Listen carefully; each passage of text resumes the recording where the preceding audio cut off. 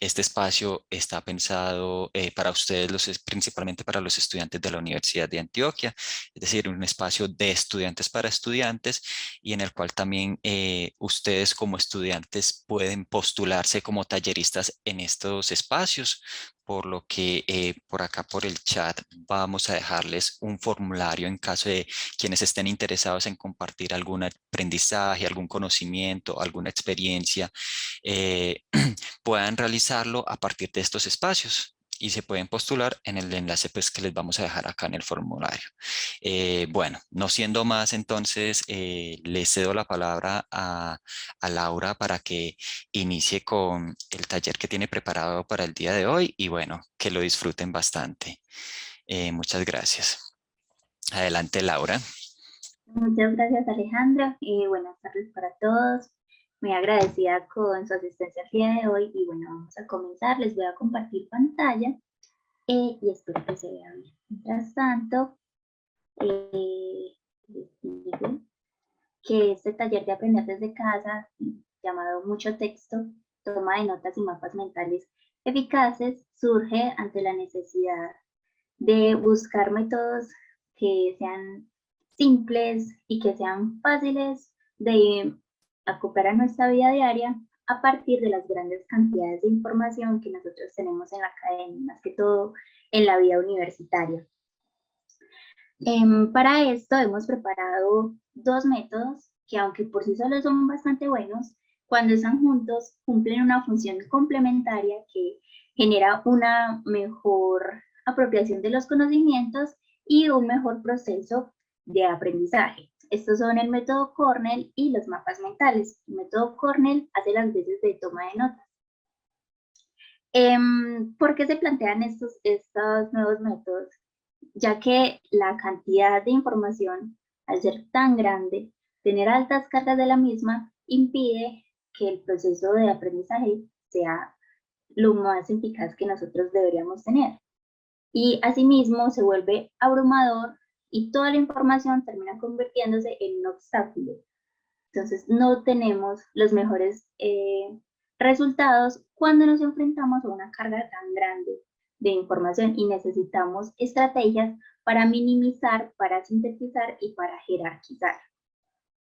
De la misma manera, al incluir estas nuevas estrategias de jerarquización y de sintetización, vamos a lograr que la información que nosotros aprendamos, ya sea de memoria o por asociación, sea mejor utilizada. Entonces, bueno, vamos a ir a el método Cornell, pero primero les digo que esas técnicas son bastante creativas, están llenas de color y nos permiten tener espacios más amenos, menos estresantes, porque la cantidad de información que nuestros ojos ven, a la cual nos estamos viendo enfrentados, va a disminuir. Y eso va a hacer que el proceso sea mucho más ameno. Así que bueno. El método Cornell se llama así porque fue creado en la Universidad de Cornell. Coincidencialmente surgió en una guía que se llamaba Cómo tomar apuntes en la universidad o Cómo estudiar en la universidad. Fue planteada por psicólogos de la universidad buscando un mejor rendimiento de los alumnos. La toma de notas es importantísima en el proceso de aprendizaje porque es redireccionar toda nuestra interiorización de conocimientos desde la clase. No solamente cuando llegamos a la casa y nos enfrentamos a todos estos recursos y a todas estas fuentes, sino que desde el principio ya va a tener unas bases para direccionar adecuadamente todo el proceso de aprendizaje. A veces los apuntes que tomamos en clases son un desorden total, no entendemos ni siquiera nuestra propia letra, todo está en diferentes letras, en diferentes lapiceros, y bueno, no hay ningún problema con a veces tener nuestros apuntes así, pero sí es cierto que si los tuviéramos más organizados sería mucho más fácil volver sobre ellos y entender lo que contienen. Además, esto viene como anillo al dedo porque muchos vamos a comenzar a estudiar ya dentro de poco y con las vacaciones, con los recesos y con todo lo demás, hasta se nos olvida cómo es que tomábamos nota, qué hacíamos nosotros en las clases y más ahora que van a ser muchas de ellas presenciales. Ya no tenemos el recurso de ver las grabaciones y tenemos que empezar a confiar de nuevo en nuestros apuntes. Entonces es importantísimo que tengamos algunos métodos que faciliten el proceso.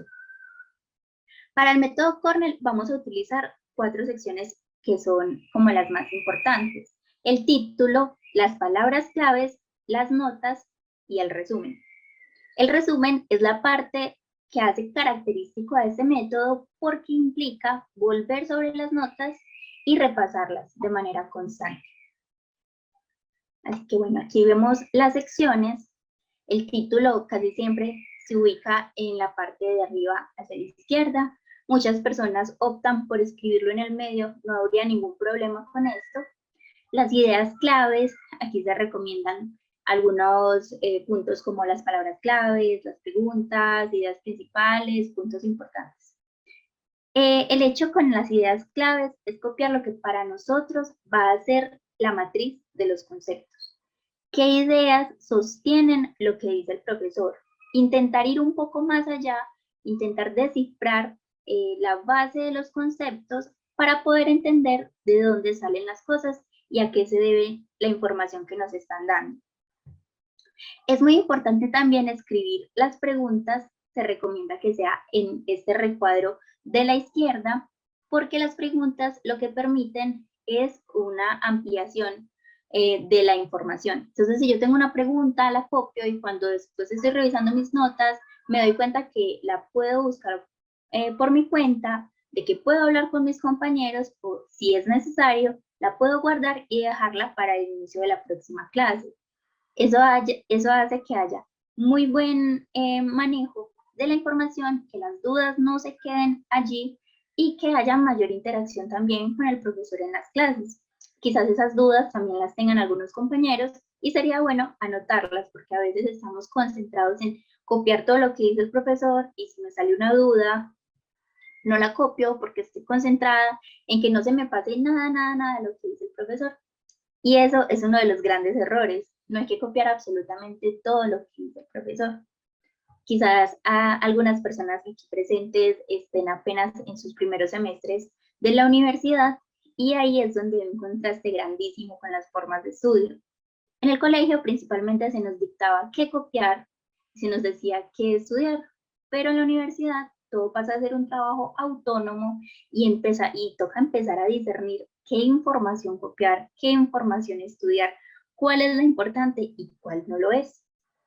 Aunque nosotros podríamos considerar que toda la información es importante, probablemente así sea, no va a ser realista creer que nos vamos a aprender toda la información que de un texto de 300, 200 páginas, vamos a aprendernos todo y todos los capítulos. Entonces, por eso es necesario que saquemos las ideas claves de las mismas. La segunda sección que se recomienda son las notas de clase. Aquí sí va la toma de nota como tal. Se recomienda poner especial énfasis en fechas, en frases importantes por las cuales se recuerde a los autores o a los personajes de los que se está hablando.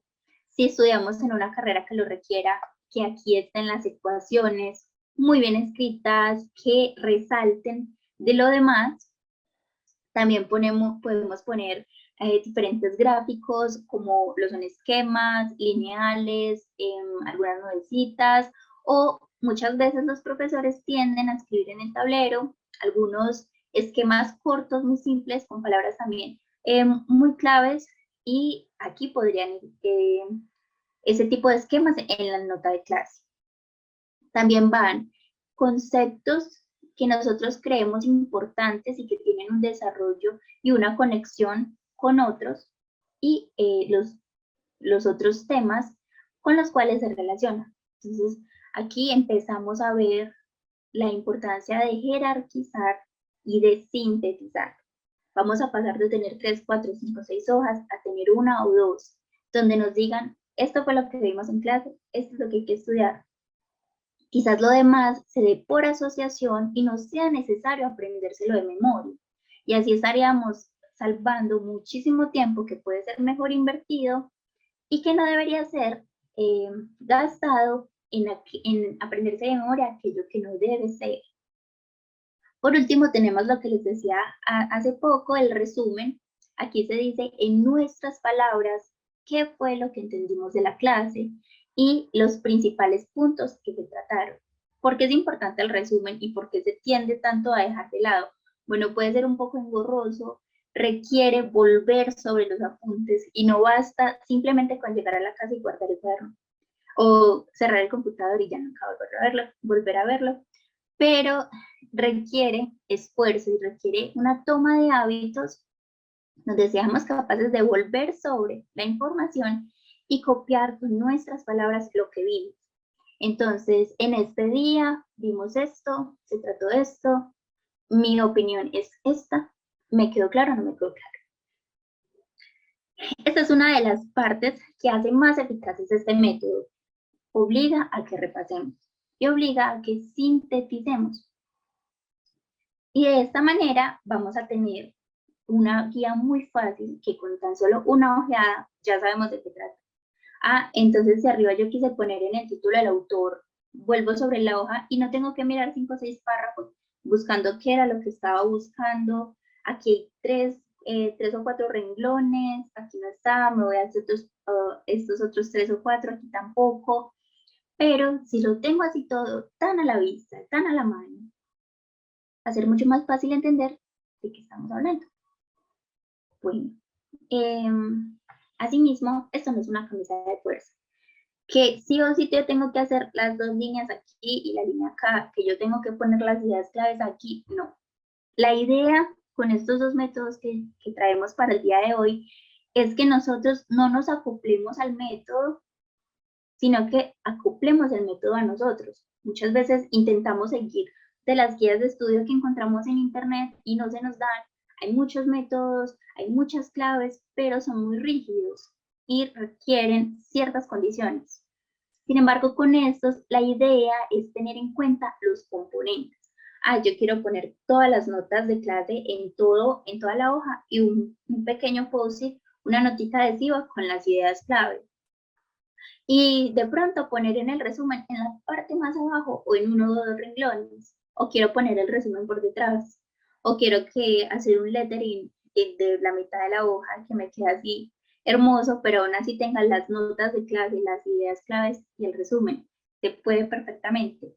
La idea es tener en cuenta la jerarquización que exige este método.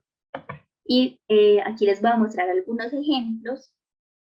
Siempre se recomienda que la columna de las ideas sea la más estrecha y que esté ubicada a la izquierda. Yo no lo hago así y aún así me funciona. Eso depende de qué tan dispuestos estamos nosotros, ya sea a imprimir la plantilla o a hacerlo manualmente. Yo no soy muy dispuesta. Me gusta mucho tener en una notica las ideas claves y antes es muchísimo más visual, pero ya depende de los gustos. No es una camisa de fuerza, como les digo. Aquí vemos diferentes tipos. Miren, por ejemplo, este de la derecha lleno de colorcitos. Tiene los diagramas en la parte de las ideas claves, aunque se haya recomendado que fueran en el otro lado, pues es como yo les digo, intentar que el método se acople a nosotros, a nuestras necesidades y que sea algo más personal. Acá en el medio vemos uno súper organizado, donde el título no está necesariamente en el lugar donde se dice. Y aquí vemos uno mucho más sencillo, sin colores, sin tanta cosa, pero igual de efectivo. Entonces, a veces cuando vemos estos métodos decimos, no, a mí no me gusta ponerle color a eso, mi letra es horrible, mejor no lo voy a hacer, y pues no es necesario tener esos requerimientos, o decir 2.5 centímetros de ideas claves, no es necesario y va a ser igual de efectivo. Entonces, deberíamos darle un intento. Aquí tenemos una práctica para ver qué tan atentos estuvimos y ver cómo podemos discernir dónde iría cierto tipo de información. Y mi compañero Alejandro se las estará pasando por el chat. Nos llevará a una presentación de Geniali donde hay que arrastrar la información al cuadrito donde debería corresponder. No van a haber respuestas buenas o malas así tajantes por lo mismo, porque de pronto para lo que cuando yo estaba haciendo la actividad me pareció que debía ir en algún lugar, para ustedes no, pero estaría completamente normal. La idea es que mantengamos la síntesis de la información. Reducir lo macro, llevarlo a lo micro y hacer realista el proceso de aprender las cosas de memoria, de memorizar, de repasar, de decir con seguridad, me lo sé, me lo aprendí. Y lo demás lo puedo sacar de lo poco que aprendí, de la poca información que yo saqué. Saqué lo esencial y todo lo demás por asociación lo sé mantener porque tengo las bases, tengo la matriz de los conceptos. Entonces, bueno, ya Alejandro les envió el ejercicio. Vamos a dar unos minuticos para que este se lleve a cabo.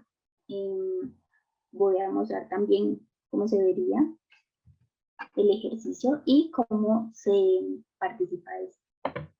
Es muy sencillo. Utilizar Genially es bastante intuitivo y los componentes son arrastrables. Entonces podemos arrastrar la info a donde creemos que va o donde nosotros la pondríamos si estuviéramos tomando notas común y corriente de alguna exposición, de una clase. Así que bueno, vamos a tener 5 minuticos para terminarlo y después vamos a compartir cómo lo organizamos. Bueno, cuando vayan finalizando sus diferentes posicionamientos, lo pueden compartir con los demás, ya sea compartiendo pantalla o también por el chat, diciendo cómo les fue, si fue fácil identificar la información, si sabrían dónde ponerla cuando estemos en clase. Entonces sí, no es necesario participar solamente compartiendo pantalla, también puede ser por el chat. Sí, la pueden ver. Sí. Bueno, entonces, de título le coloqué clase 2 o Homo Deus, breve historia del mañana, de Yuval Noah Harari. En las palabras claves coloqué antropoceno, liberalismo, y como dice preguntas o palabras claves, pues puse la pregunta que hay ahí, que dice ¿qué le ocurrirá a la sociedad, a la política y a la vida cuando? Entonces dejé como esa pregunta ahí. En notas coloqué esas tres, que una es la que dice la medicina del siglo XX, la del capitalismo y la de la fecha. Y en el resumen, esta que dice, en mis palabras, el Homo Deus nos habla de, pues me parece que es como, ya la parte como donde inicia como el resumen, me parece a mí. Pues a mí no me pareció como difícil, sino que yo siento que es como más complicado a la hora de la práctica. Por ejemplo, cuando yo estoy en clase, hay veces que todo me parece importante, entonces como que me cuesta, el problema a mí es como que me cuesta sintetizar. Entonces, no sé, así el ejercicio como tal, pues me parece chévere y no me parece difícil. Ese es como uno de los problemas a los que uno se enfrenta. Todo le parece la cosa más importante del mundo, todo va a salir en el parcial. Pero hay algunas claves donde nosotros podemos ver cuáles son las partes más importantes. Por ejemplo, las palabras que más repiten los profesores, en los que hacen más énfasis o las que copian en el tablero, tienden a ser las palabras claves y las palabras base. Si vemos también que un texto hace énfasis en algunas preguntas, incluso las tiene en algunas palabras o conceptos, incluso las tiene en el pie de página, ampliadas, esas son las palabras claves. Ese es uno de las claves que uno tiene para reconocerlas. Pero sí, por ejemplo, hay algunas otras claves que uno puede tener de que las ideas principales, las que van a la izquierda idealmente, las podemos copiar al final. Entonces revisamos la toma de notas y ahí sí copiamos las ideas clave, porque si lo hacemos en el proceso, que también es posible, puede confundirnos y no vamos como que a copiar lo que es necesario porque estamos pendientes de cuál será la idea clave y nos quedamos mirando al profesor como intentando descifrar hasta que diga la palabra clave. La podemos copiar al final, o sea, no todo tiene que ser en el momento, nos podemos acoplar. Y bueno, lo que decía Jerónimo por aquí, no sé si quizás nos quieras ampliar un poquito a qué te refieres con la cantidad de espacio necesario. Igual, muchísimas gracias, Sandra, por participar. ¿Alguien de pronto puso algo en otro lugar o lo organizaron diferente? Ok, las fechas idealmente se recomiendan en la toma de notas, pero pueden ir también en las ideas claves, si es que son fechas donde se desarrolla todo el tema. Por ejemplo, si nosotros estamos hablando de la Revolución Francesa, no estaríamos dando una fecha que es más importante que las demás, una fecha en la que se lleva a cabo, porque nosotros podemos tener varias fechas, y de ellas alguna puede ser una idea clave. Entonces sí, yo también he tenido a veces como que esa duda, cuando son fechas muy importantes, donde pasa mucho y donde se desarrollan los temas, pueden ir en las ideas claves. Y va a ser mucho más fácil porque ese tipo de cosas que se tienen que memorizar, idealmente, de pronto se nos pierden. Los numeritos quedan como perdidos en ese mar de letras y al final nos toca leer todo, intentar buscarlo y no está tan a la vista como si lo pusiéramos en las ideas claves. Sí, el formato a mí me parece que es como uno de los contras de este método. Mucha gente opta por imprimir la plantilla que se encuentra libremente en los buscadores web, pero a mí no me funciona. Yo tiendo a copiar con noticas adhesivas, entonces así la esquematización de la hoja es mucho más relajada y no es tanto como la camisa de fuerza. Algunas veces en algunas clases no tengo ideas claves porque ya la puse en la clase anterior y va a ser toda una pérdida de espacio tener esa columna completamente vacía.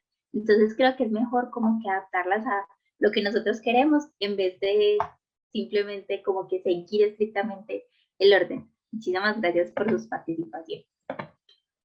¿Alguien más quiere participar o continuamos? El segundo momento que traemos para hoy son los mapas mentales. Con los mapas mentales, no sé, en lo personal, yo tuve una experiencia amor-odio. Hoy en día son como que mi máxima fuente de información y lo que me ha salvado la vida. Pero en el colegio eran la cosa que yo más detestaba. Me enseñaron que los mapas mentales tenían que tener unos requerimientos, o si no, no serían mapas mentales. Si se me traba un poquito el audio en ese momento cuando empiezo a compartir pantalla, pido disculpas, pero creo que es normal. Entonces, como les decía, antes yo odiaba los mapas mentales porque me decían, tiene que estar dividido así, solamente puede ir en nubecitas, no más de tantas palabras por casilla, lo mismo con los mapas conceptuales. Habían unas reglas muy definidas que nos decían si son mapas mentales o si no lo son. Y pues hoy en día para mí todas las notas son un mapa mental. Es una forma gráfica de reconocer la información y es importantísima a la hora de hacer relaciones entre conocimientos. Entonces ya los conceptos no van a quedar volando en nuestra cabeza, sino que visualmente van a tener un lugar, van a ocupar un lugar y se van a relacionar con otros. Es también muy importante porque vamos a ver dónde divergen esos conceptos, donde hay una completa separación de conceptos y va a ser mucho más fácil entender de una manera lógica cómo se relacionan los conceptos, de dónde salen y con qué están sustentados. Como dice en la diapositiva, un mapa mental es un diagrama en el que se representan ideas y conceptos que parten de una idea principal. Es muy buena porque tiene gráficos, tiene colores y bueno, tampoco es que sean un requerimiento de definitivamente tiene que tener eso, pero al menos desde la visión, desde lo atractivo, es mucho más fácil estudiarlos. Es mucho más fácil enfrentarnos a una imagen como la que vemos a la derecha, donde las cosas son atrayentes, donde yo sé que si veo ese dibujito de libros, ya sé que son libros, no tengo que volverlo a leer, que enfrentarnos a unas páginas, a un PDF de 50, 60 hojas, donde no sabemos dónde están las cosas, cuáles son las palabras, tengo que repasar, pero ¿dónde era que estaba esto? Y nos vamos así hasta que se vuelve completamente abrumador y ya la información se vuelve un obstáculo en vez de ser la fuente primaria de nuestros conocimientos. Los mapas mentales se recomienda que tengan 4 ejes principales. Es como en el anterior. Si ustedes no quieren utilizar alguno, si alguno no les parece que vaya bien con ustedes, está perfectamente normal. Creo que alguien va a hablar. ¿Tienen alguna pregunta? ¿No? Estos 4 componentes son, en primer lugar, la idea central. Nos dice que de allí se desprende toda la información. Va a ser nuestra base, va a ser nuestra columna, para entender de dónde salen los conceptos y en qué se relacionan todos ellos. Nosotros a veces podemos tener una cantidad de conceptos que si los vemos a primera vista no se relacionan entre nada, este es completamente diferente a este, de qué sale este otro, y nos abrumamos. Pero si tenemos una idea a la cual atañir los conocimientos, a la cual volver, como si fuera un norte, va a ser más fácil entender la lógica detrás de la información que estamos viendo. La idea central se recomienda que esté en el centro. Casi siempre los mapas mentales vemos que es como así céntrico y alrededor las cosas. En mi caso personal, yo lo hago arriba y a veces también en la esquina de la izquierda, para que salga así, como han visto las escaleras, que van como así, a veces así también. Eso depende de los requerimientos que nos dé nuestro tema.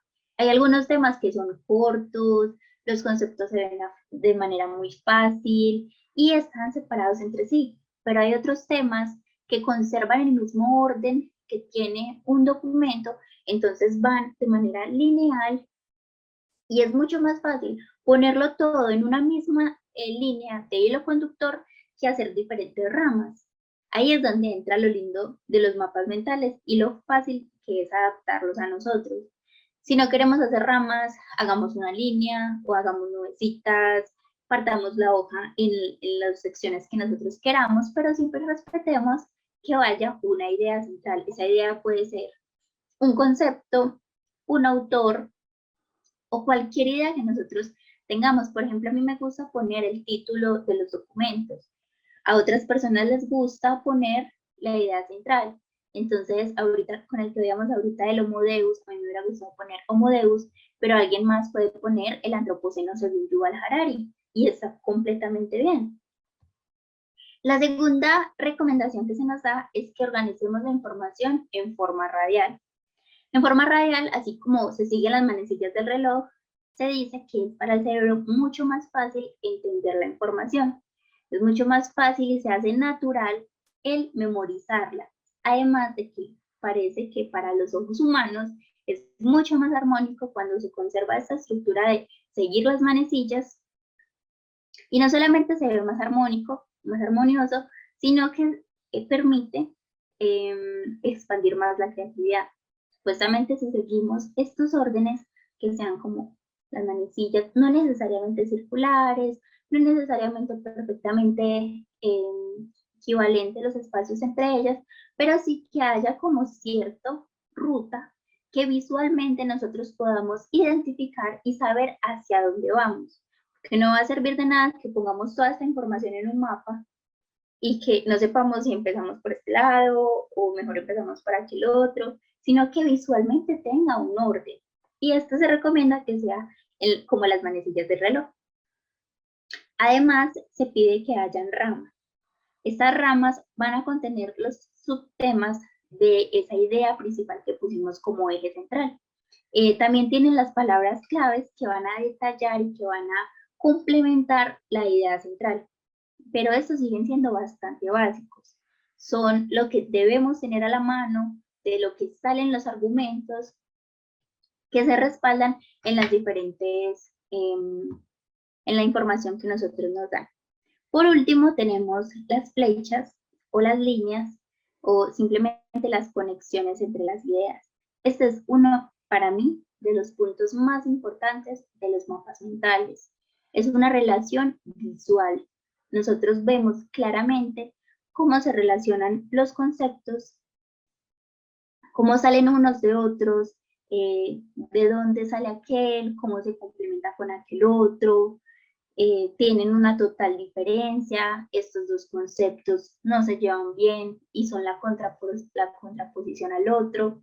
Entonces, de manera gráfica, vamos a entender cuál es la dinámica del texto. Si nosotros leemos un texto normal, que todos, casi todos, deban estar en Times New Roman 12, con las normas APA, a primera vista son idénticos todos. Hay que leerlos, hay que entenderlos, hay que identificar. Y es poco abrumador que el día antes del examen, nosotros nos enfrentemos de nuevo a este texto y digamos, ¿Cómo lo vamos a hacer? ¿Cómo me voy a memorizar todas estas hojas? Y aquí llega también un punto bien importante. Los mapas mentales no se trata de tener aquí la información y copiar textualmente, miro y copio, sino que tienen un mecanismo o una forma de proceder donde se recomienda que primero nosotros, después de haber leído la información o de quizás hay personas que les gusta releer y la tengamos fresca en nuestra cabeza, comencemos a copiar. Es legítimamente un mapa de nuestra mente.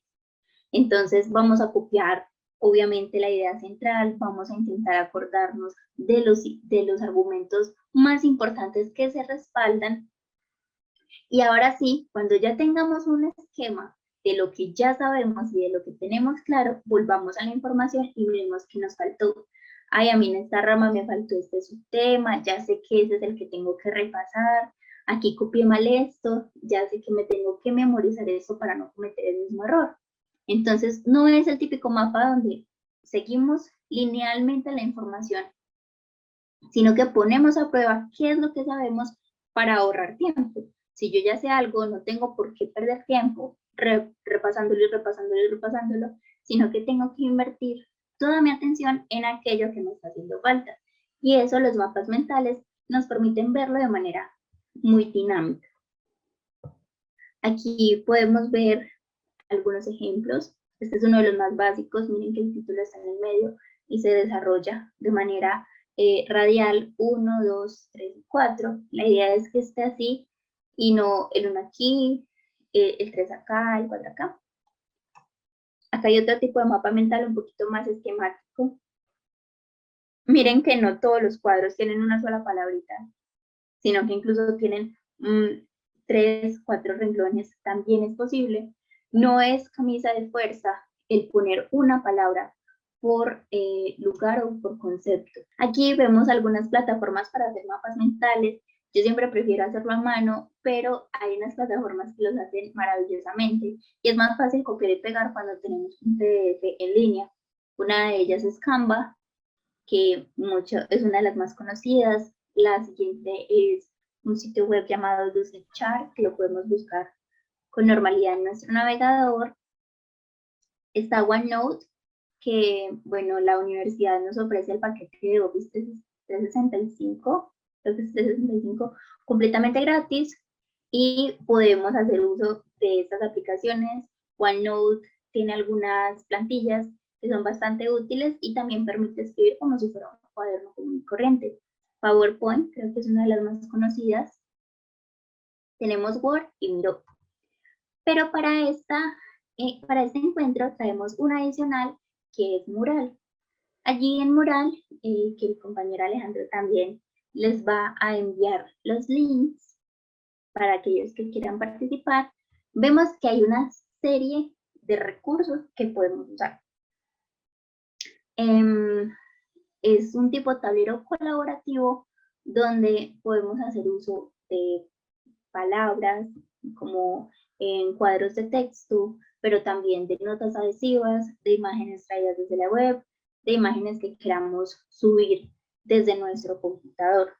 Aquí tenemos un esquema muy grande donde cada uno se puede posicionar en un cuadrito, leer el texto que tenemos para hacer un mini mapa mental y se requiere que de este saquemos la idea central, como mínimo la idea central, y al menos 2 conceptos claves que se desarrollen allí y que se defiendan. La aplicación de Mural o el sitio web de Mural es completamente gratis. Nosotros podemos acceder desde nuestros computadores y a la izquierda están los recursos que esto tienen, que pueden ser usados obviamente en individual cuando estemos estudiando para el parcial, cuando necesitemos tener de manera visual los conocimientos, y se usa de la siguiente manera. El primer recuadro nos da los tipos de texto. Podemos incluir el texto por medio de un cuadro, por medio de una notica de voz, como una notica tipo bocadillo, como comentario, algunas notas adhesivas en diferentes formas. También tenemos las formas y sus conectores. Los conectores y las líneas son importantísimas en los mapas mentales para darle un orden lógico a lo que tenemos en la cabeza todo regado. Asimismo, tenemos iconos que nos pueden servir para ahorrarnos palabras, porque es más fácil, mucho más fácil recordar una imagen que recordar la palabra en sí o la serie de palabras. Por lo mismo también recomendamos usar colores, porque si, digamos, le damos un color a cada una de las ramas, luego en el parcial decíamos, bueno, ¿cuáles están en el amarillo? Teníamos 4 en el amarillo, estas son tal, tal, tal, tal, y así sucesivamente. Bueno, tenemos iconos, este marcos que no lo vamos a usar el día de hoy, pero son tipo plantillas, donde podemos organizar de mejor manera nuestras ideas, se pueden añadir imágenes y otras opciones que no vamos a usar por el día de hoy. Aunque hacemos especial énfasis en esta de dibujo, porque muchas personas, digamos, tienen algunos recursos, como lo son tabletas gráficas, y en vez de escribir en las hojas, prefieren hacerlo en este tipo de plataformas. Y es también completamente válido. Entonces espero que les haya permitido ingresar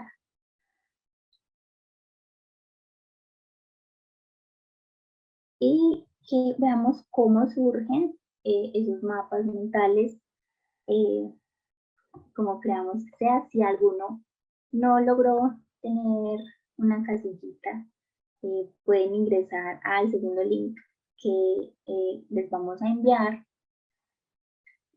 ya que hay cuadritos reducidos. Aquí, por ejemplo, podemos ingresar al primero para ver qué se está llevando a cabo allí. Bueno, que ya hay varios escribiendo allí. Recuerden que si alguno se quedó sin cuadrito, nos pueden solicitar un link adicional. ¿Cómo vamos? Quizás haya alguien que nos quiera compartir cómo le está yendo, cómo le pareció el identificar las palabras claves y ubicarlas, que nos quiera hablar ya sea por el chat o abriendo el micrófono y compartiendo pantalla.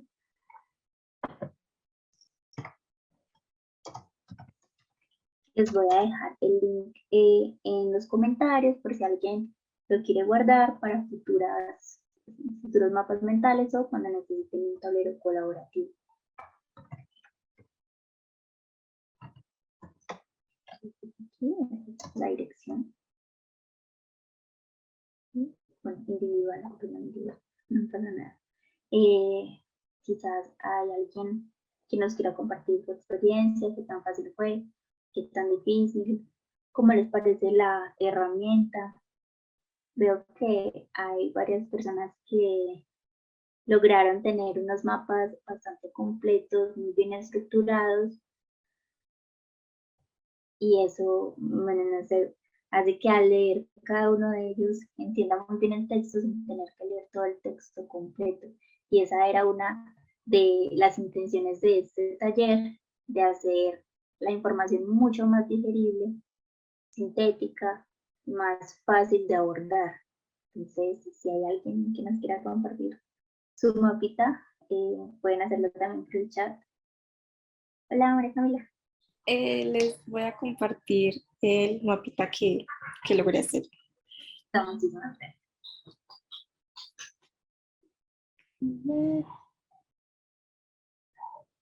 Ya pueden verlo. Sí. Bueno, para mí siempre ha sido muy difícil eso de las ideas principales, siempre me quedo muy pegada en eso. Entonces, y en el colegio también me pasó que eran como, no estás haciendo un resumen, estás copiando tal cual decía allí, o tienes muchas palabras, entonces siempre era como muy abrumador y pues es como intentar ir dejando esas cosas. Entonces esto fue lo que logré hacer. Que pues tengo acá lo que es el título y pues esta oración que me llamó mucho la atención, que es como definir lo que es la ficción.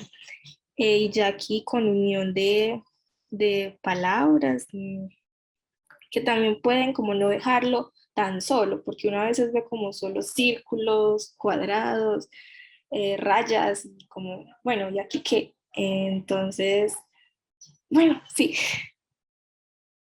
No, María Camila, pues a mí me parece perfecto. Le estaba echando el ojo a a tu mapa desde el principio.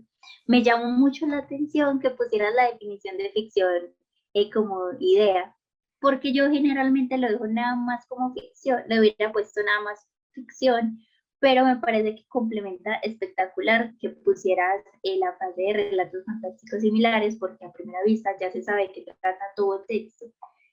No sé, quizás qué experiencia hayas tenido, pero no se refleja aquí porque de hecho me parece muy buena extracción de las palabras claves y muy buena síntesis de la información. Tiene todos los puntos que yo les iba a recomendar, por ejemplo, la palabra de la frase de normas inventadas, la idea del dinero, la idea del Estado y la idea de que la ficción al final termina siendo vital para la sociedad. Como podemos ver en el ejemplo de María Camila, tenemos el inicio, el nodo y el desenlace.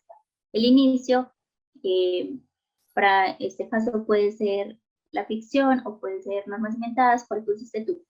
¿Cómo no te escuché? ¿Cuál sería tu idea clave? ¿La ficción Eh, o normas inventadas? sí, Bueno, en este caso sirve cualquiera de las dos, pero si vemos, es muy claro ver por dónde empieza la idea y dónde termina. Termina en que la conclusión es que todas son vitales para la sociedad humana y se redujo esto que nos implicaría un esfuerzo muy grande de leer y de conectar ideas, que se puede hacer sencillo, como lo dice la compañía, de esta manera. Muchísimas gracias por tu participación y te felicito, pues lo hiciste muy bien. gracias. Yo Quizás dejo de compartir. Ay, siempre se me olvida dejar de compartir pantalla. los botones donde te aparece como que el micrófono y lo demás, ahí Ya. pulse con el rojito. Muchísimas gracias. ¿Alguien más nos quiere comentar, ya sea abriendo el micrófono o escribiendo por el chat, qué tan fácil o qué tan difícil fue hacer el ejercicio? Bueno, entonces siendo así, todavía se pueden animar, pero siendo así, terminaríamos el aprender desde casa del día de hoy. Espero que hayan tenido algún tip que les sirva para su proceso de aprendizaje, para su proceso de estudio y que lo puedan implementar a la vida diaria y a la vida universitaria. Que al menos algo, alguno de los tips de acá les sirva y les haya quedado y muchísimas gracias por su atención. Bueno, Laura, muchas gracias por el taller que preparaste y que nos compartiste el día de hoy. También muchas gracias a cada uno y cada una de las participantes que estuvieron en el taller. Contamos con muy buena participación de inicio a fin. Muchas gracias y pues nuevamente extenderles esa invitación que les hacíamos desde el inicio. Recuerden que esta estrategia de aprender desde casa es un espacio de estudiantes para estudiantes, donde ustedes son los protagonistas, pueden compartir sus experiencias, sus aprendizajes, aquellos conocimientos que ustedes consideren valiosos y que les gustaría que otros estudiantes también los conozcan, aprendan de ello.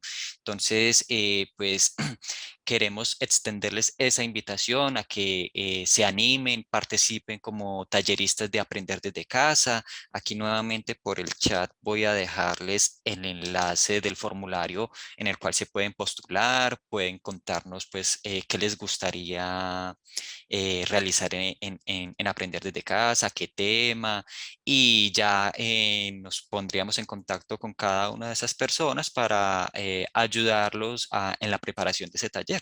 Entonces, los animamos a que participen, que se empoderen de este espacio, que este es un espacio pues pensado precisamente para ustedes, los estudiantes de la universidad. Entonces, bueno, muchas gracias a todos ustedes. Gracias, Laura, por el espacio, por todo lo que nos compartiste.